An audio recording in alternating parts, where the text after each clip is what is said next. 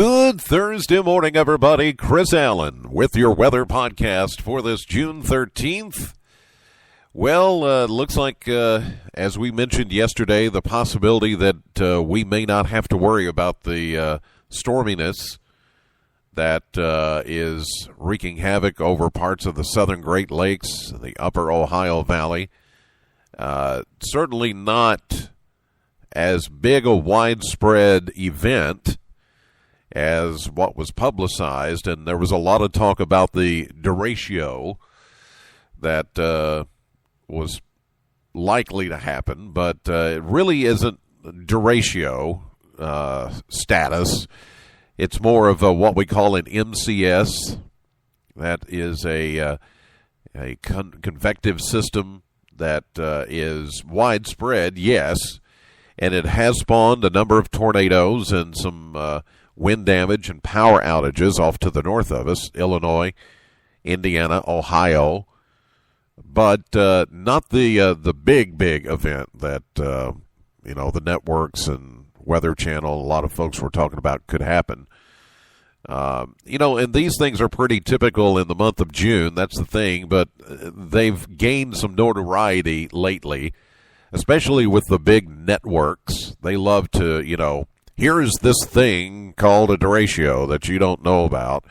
And actually, they've always been here. And but this is just another one of their things they like to put into the hype machine and get everybody all scared and worried so you'll watch their shows.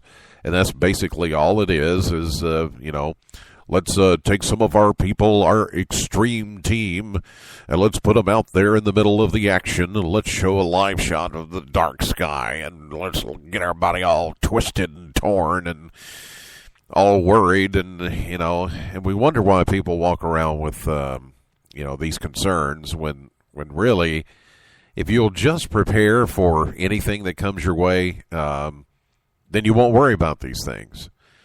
Storms are always going to happen, and this is something that I had to learn as a kid because, as many of you know, if you've ever read my bio or know my background, I've heard me tell my story, I grew up afraid of storms, very terrified of storms. And it was from that fear that I became fascinated with weather and cured my fear. And what I had to learn was storms are always going to happen. And so it pays to always be prepared.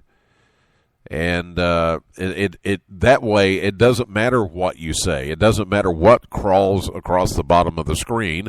It doesn't matter what kind of storm they say is coming. You're prepared.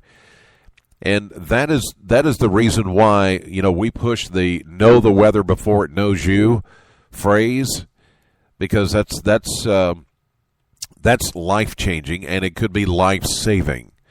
Instead of getting all worked up about what time is it going to hit, where is it going to hit, how big is it, how long is it going to last, what is it going to do, those things we can't answer.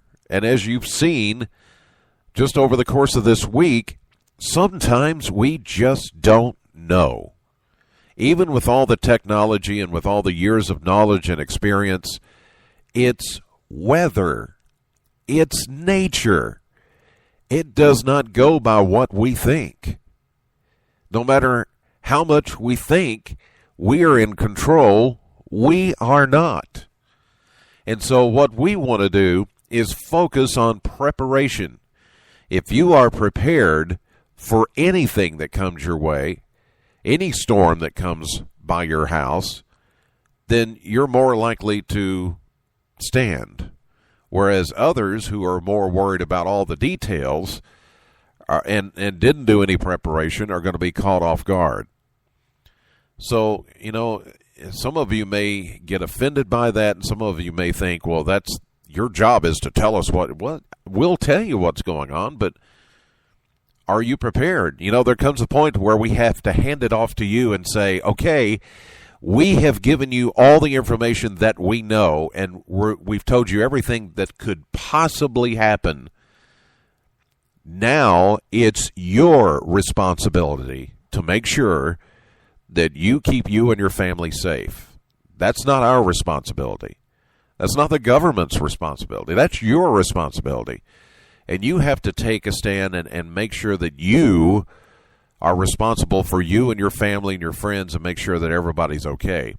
We give, we do these weather radio events, severe weather classes. We have apps and maps and stuff you can download to your phone and your tablet, and we update you throughout the day on social media and the web and TV, radio, podcasts like I'm doing now. And for those that go, well, I didn't know that was good, I have to look at them and say, really? Really? There's at least 25 or more different ways to be warned about the weather these days with technology. Think about it. Think about this some 50, 60 years ago. There was nothing. There was nothing. There were no warnings, no weather radio, no crawls across the screen. I mean, television, still fairly new. Radio, every once in a while somebody would come across and say a big storm's coming, but didn't know where it was.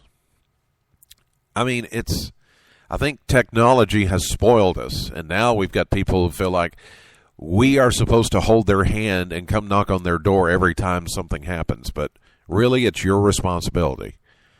So, don't buy into the hype machine. You're going to hear a lot of that on the big networks, but understand what they're trying to do is to gain viewership. And so they'll say a lot of these big words and throw out all this stuff and show you, oh, we've got this person live here and that person, oh, look how dangerous. And they'll really hype it up because they want you to just stay glued to the television. But we're going to tell you the truth, and we're going to just break it down and simplify everything. But we're going to focus more on preparation because we feel like that is key to survival. So if you ever wonder where we're coming from on these things, that is where we're coming from. All right. Enough about that. Let me move on to the weather. 95. Now somebody will say, oh, he spent 7 minutes preaching this morning, and I didn't know what the weather's going to be in his podcast. Well, then don't listen. All right. 95 was the high yesterday. That was a hot one after 3 o'clock yesterday. Wasn't a record. The record was 101. Now, that 95 is 9 degrees above the average of 86 for the day. Now, we did set a record. We set a record warm minimum. Low temperature yesterday morning was 79 degrees. That's the warmest low temperature that it's ever been on June 12th. The old record was 77, set back in 2010. So a very warm morning, as you know, yesterday. We've got another warm one this morning. 63 is where we're supposed to be for a low temperature. 1 year ago, we had a high of 86 and a low of 62 back in 2012. No rainfall, and that big system has went to the north and east of us, as we said it could possibly do. But we're not out of the woods yet. We still have a cold front that's going to pass through the area this morning. And with that will come a chance for some showers and thunderstorms developing ahead of the front. But only a 20% chance. Then, becoming partly cloudy, a bit cooler this afternoon, 86. Still breezy northwest winds once the front passes through. We're not really expecting any severe storms, but there could be a couple of strong ones. And this is going to happen after sunrise, we think, and mainly to the east of us. Tonight, this is a rare thing to say in mid-June. Mainly clear and cooler with a low of 59 tonight. How about that? And then for Friday, sunny, pleasant, a high of 84. That's a rare thing for mid-June in Kentucky.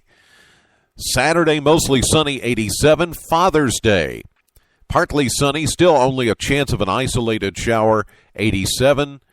But a better chance of showers and thunderstorms as a front comes in, kind of stalls, disturbances run into it. Good chance of rain Sunday night and through the day on Monday. 60% chance of showers and thunderstorms, 84. Showers ending Tuesday morning, and then partly sunny, 85. Mostly sunny, 85 on Wednesday.